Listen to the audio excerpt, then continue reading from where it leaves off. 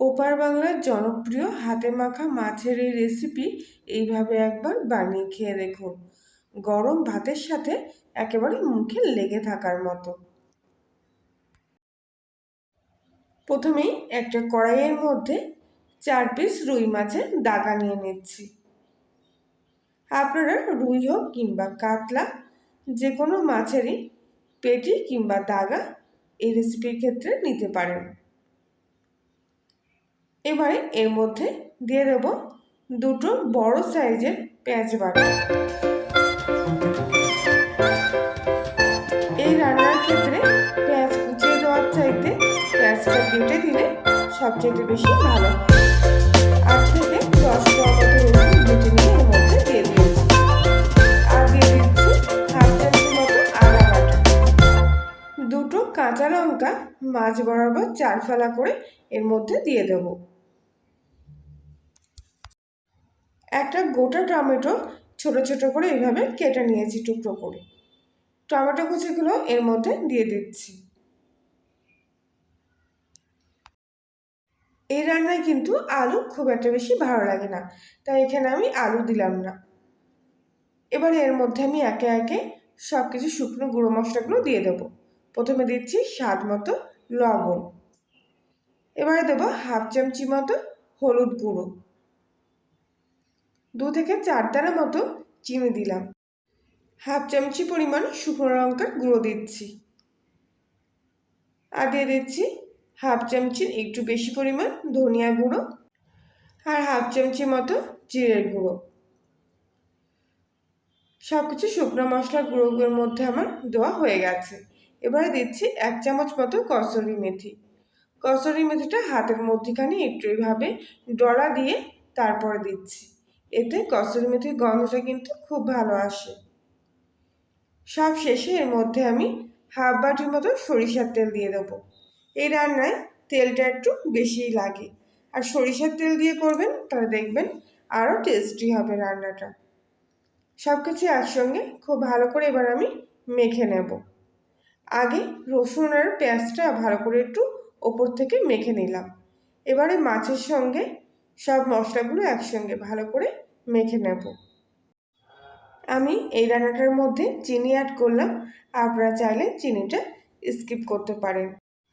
তবে আমার মনে হয় যে কোনো রান্নায় সামান্য একটু চিনি দিলে পরে কিন্তু রান্নার স্বাদটার ব্যালেন্স থাকে, আর খেতেও কিন্তু সুস্বাদু হয়। তার জন্য খুব ভালো করে কিন্তু মাছের সাথে মশলাটা মিশিয়ে নিতে হবে।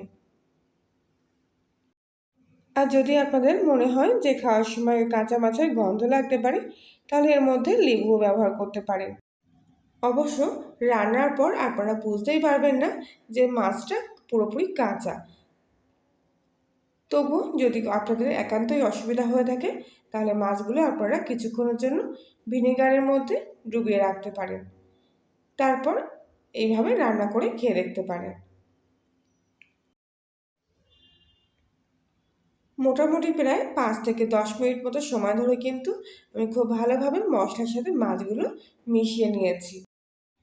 আজকের রেসিপিটি যদি আপনাদের কাছে ভালো লেগে থাকে, তাহলে প্লিজ অন্যদের সাথে ভিডিওটি শেয়ার করার জন্য আপনাদের কাছে অনুরোধ রইল।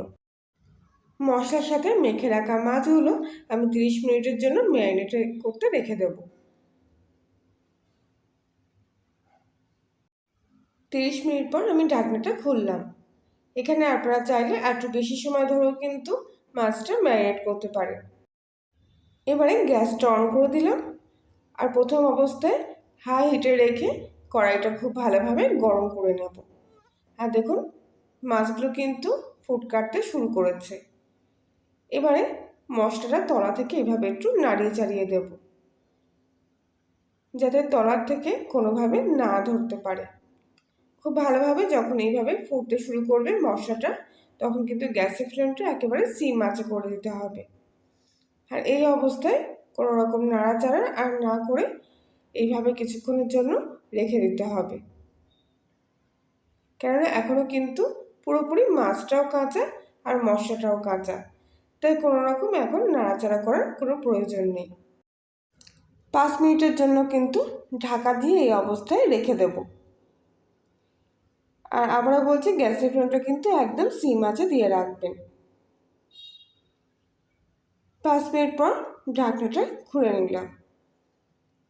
আর দেখলে বুঝতেই পারছেন মাছের কালারটা কিন্তু অনেকটাই চেঞ্জ হয়ে গেছে, আর গ্রেভিটাও কিন্তু অনেকটা ঘন হয়ে এসছে। এবারে তলার থেকে আবার একটু এইভাবে নাড়িয়ে চাড়িয়ে নেব, আর এক এক করে মাছগুলো এবার উল্টে দেব। তবে খুবই সাবধানে মাছগুলো উল্টে দেবেন, কেননা মাছগুলো কিন্তু খুবই নরম। প্রত্যেক কটা মাছ এইভাবে এপিট ওপিট করে উল্টে দেব। গ্রেভির কালারটা দেখবেন আস্তে আস্তে কত সুন্দর হচ্ছে, আর রান্নার শেষে দেখবেন মাছগুলো কিন্তু এরকম সাদা ফ্যাকফ্যাকে একেবারেই থাকবে না। দেখে বুঝতেই পারবেন না যে এগুলো কাঁচা মাছ ছিল। প্রত্যেক কটা মাছ কিন্তু একে একে আমি এইভাবে উল্টে দিয়েছি।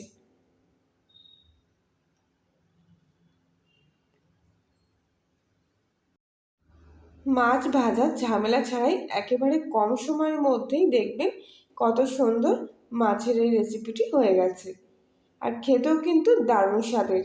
যারা খেয়েছেন তারা তো নিশ্চয়ই জানবেনই, আর যারা খাননি তারা এইভাবে অন্তত একবার খেয়ে দেখবেন। একেবারে ভিন্ন স্বাদের একটা মাছের রেসিপি। মশলাগুলো কিন্তু এইভাবে ধার দিয়ে একটু নাড়িয়ে চাড়িয়ে দিচ্ছি। এইভাবে তলাটা একটু নাড়িয়ে চাড়িয়ে দিলে তলায় আর লাগার সম্ভাবনা থাকবে না। খুব আস্তে আস্তে কিন্তু এই রান্নাটা করতে হবে, একেবারে হালকা হাতে। এবার আবারও আমি 5 মিনিট মতো ঢাকা দিয়ে আরও কিছুক্ষণ রান্না করে নেব।